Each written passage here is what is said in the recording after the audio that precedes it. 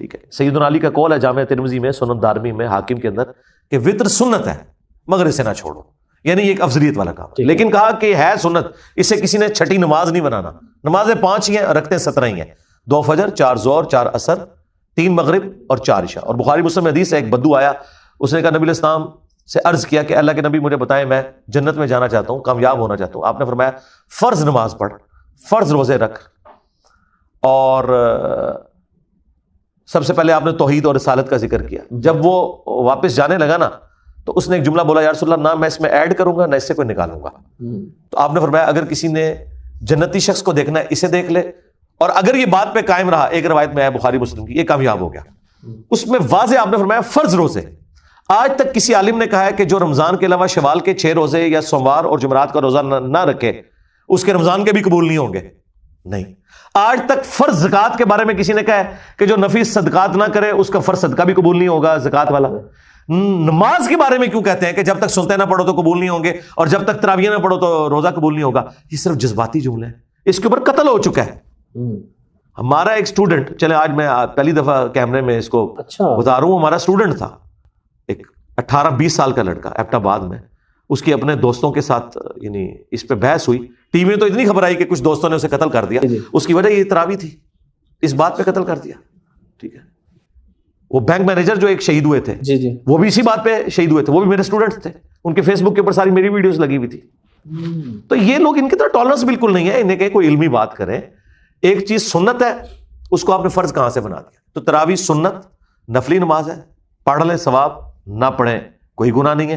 بخاری مسلم میں حدیث ہے، نبی علیہ السلام نے فرمایا جس نے ایمان اور احتساب کے ساتھ رمضان کے روزے رکھے، یعنی اللہ تعالیٰ کو خوش کرنے کے لیے، تو اللہ تعالیٰ اس کے پچھلے سارے گناہ معاف کر دے گا. جس نے ایمان اور احتساب کے ساتھ رمضان کی راتوں کا قیام کیا، اللہ تعالیٰ اس کے سارے گناہ معاف کر دے گا. جس نے ایمان اور احتساب کے ساتھ شب قدر کا قیام کیا، اللہ تعالیٰ اس کے سارے گناہ معاف کر دے گا. تو یہ فضیلت کے تھے. لیکن اس میں روزے جو ہیں وہ تو فرض ہیں، باقی نفلی عبادت ہے، اور اس میں بھی نفلی عبادت افضل یہی ہے کہ آپ گھر میں ادا کریں. سیدنا عمر کے بارے میں بخاری میں آتا ہے، وہ آدھی حدیث پیش کرتے ہیں. حضرت عمر نے جب تراویح کی جماعت کو اسٹیبلش کیا، نبی علیہ السلام نے تو 3 دن پڑھی تھی، تو یعنی سنت تو وہ ہے، کوئی بدعت نہیں انہوں نے جاری کی. ٹھیک ہے. بعد میں انہوں نے اسے پرماننٹلی اس اعتبار سے کر دیا کیونکہ ٹولیوں کی شکل میں تو حضرت ابوبکر کے دور میں بھی صحابہ پڑھتے تھے. حضرت عمر نے بھی کچھ عرصہ تو دیکھا، پھر انہوں نے ایک امام مقرر کیا ابی ابن کعب کو اور تمیم داری کو کہ ان کو امامت کروائیں. اور پھر حضرت عمر وہاں سے چلے گئے خود، یہ جملہ بولتے ہوئے، بخاری کے الفاظ ہے کہ اس سے بہتر مرد کی وہ نماز ہے جو رات کے آخری پہر میں وہ گھر میں پڑھتا ہے. اور بخاری مسلم میں حدیث ہے، نبی علیہ السلام نے فرمایا کہ اپنی نفلی نمازوں کا کچھ حصہ ضرور گھر میں ادا کرو، اس سے برکت ہوگی.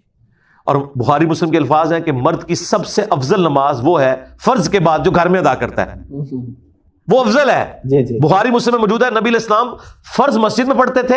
اما عائشہ کہتی ہیں جو وہ نفلی نمازیں تھیں نا، وہ اپنے حجرے میں گھر آ کے ادا کرتے تھے.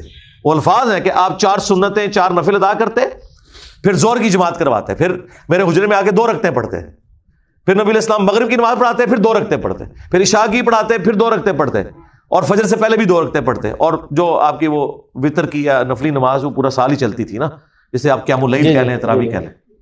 تو 8 یا 20 کا کیا اختلاف ہے یا کیا مسئلہ؟ میرے بھائی اس میں جو اصل مقصد ہے وہ قرآن سننا ہے. نبی علیہ السلام کی جو سنت ہے وہ 8 رکعت ہے، البتہ تابعین سے 20 بھی 41 تک بھی ثابت ہے. بعض اوقات لوگ زیادہ دیر قیام نہیں کر سکتے، 8 میں زیادہ قیام لمبا ہوگا. آج بھی آپ اہل حدیث کی مسجد میں جائیں تو وہ 8 تراویح ان کی 1.5 سے 2 گھنٹے میں ختم ہوتی ہیں. دیوبند بریلویوں کی آدھے گھنٹے میں 20 ختم ہو جاتی ہیں. ٹھیک ہے، یعلمون تعلمون. تو یہ اس لیے تو قرآن نازل نہیں ہوا، ورتل القرآن ترتیلا. اصل مقصد یہ ہے کہ آپ نے قرآن سننا ہے. تو ہم یہ کہتے ہیں کہ جہاں پہ 20 ہو رہی ہیں نا، آپ 20 وہاں پوری کر کے نکلے تاکہ آپ قرآن وہ سارا سنیں جو مقصد ہے. ٹھیک ہے. جہاں پہ 8 ہو رہی ہیں وہاں پہ 8 پڑھیں. لیکن نبی علیہ السلام کا جو عمل ہے بخاری مسلم میں ہے، اما عائشہ کہتی ہیں رمضان ہو یا غیر رمضان، نبی علیہ السلام کی رات کی نماز 11 رکعت ہوتی تھی. 8 اس میں یہ نوافل اور 3 وتر. الموطا امام مالک میں موجود ہے کہ حضرت عمر نے 11 رکعت شروع کروائی. یہ جھوٹ بولتے ہیں کہ 20 رکعت شروع کروائی. الموطا امام مالک میں موجود ہے. اور جو 20 والی روایت الموطا امام مالک میں وہ بے سند روایت ہے. یزید ابن رومان نے حضرت عمر کا زمانہ نہیں پایا، انہوں نے کہا کہ حضرت عمر کے زمانے میں شروع ہوئی. اور جو پوری سند والی روایت ہے اس میں تو موجود ہے کہ حضرت عمر نے 11 رکعت شروع کروائی. اچھا جی 8 بھی سعودیہ میں صرف مکے مدینے کی 2 مسجدیں جو ہے نا، جی جی بالکل، اس میں 20 ہوتی ہیں، اور وہ بھی انہوں نے 2 امام مقرر کیے ہیں، 10+10 کرتے ہیں، جی بالکل، وہ حنفیوں کی وجہ سے کرتے ہیں، ادروائز پورے سعودی عرب میں ام القریٰ، مکے کی یونیورسٹی، مدینہ یونیورسٹی، سب 11 رکھتے پڑھتے ہیں. ٹھیک ہے، ہماری تو یہ ریکویسٹ ہے سعودی حکومت سے کہ یہ کام ختم کریں، 20 والا 11 والا شروع کروائیں. اچھا 11 والے میں وہ جو وطر کی بات ہے، وطر میں بھی اختلاف ہے کہ 1 ہے یا 3 ہے. وطر جو ہے نا وہ تو کہتے ہیں عربی میں آڈ کو، ٹھیک ہے، طاق. نبی علیہ السلام 1 رکعت کے ذریعے پوری نماز کو طاق کرتے تھے. ٹھیک ہے، عمومی عمل آپ کا 3 وطر ہے، بخاری میں آیا ہے. ٹھیک ہے، حضرت قاسم بن محمد بن ابی بکر جو حضرت ابو بکر کے پوتے ہیں، وہ کہتے ہیں میں نے صحابہ کو 3 وطر پہ پایا، البتہ 1 میں حرج نہیں، 1 بھی جائز ہے، لیکن عمومی عمل نبی علیہ السلام کا جو ہے وہ 3 ہے. جو آپ کا 1 بھی ملتا ہے وہ 2+1 ہے، یا 5 ملتا ہے تو 2+2+1 ہے. 1 جائز ہے، 3 افضل عمل ہے، ہم تو 3 ہی پڑھتے ہیں جی.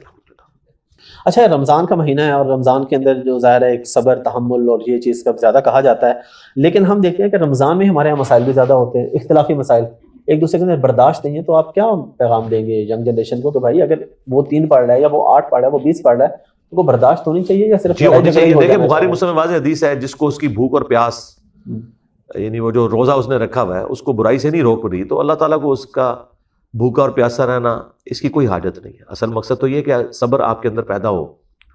تو وہی بات ہے، جڑے اتنے پیڑے اور لاہور بھی پیڑے، عقابے بھی پیڑے.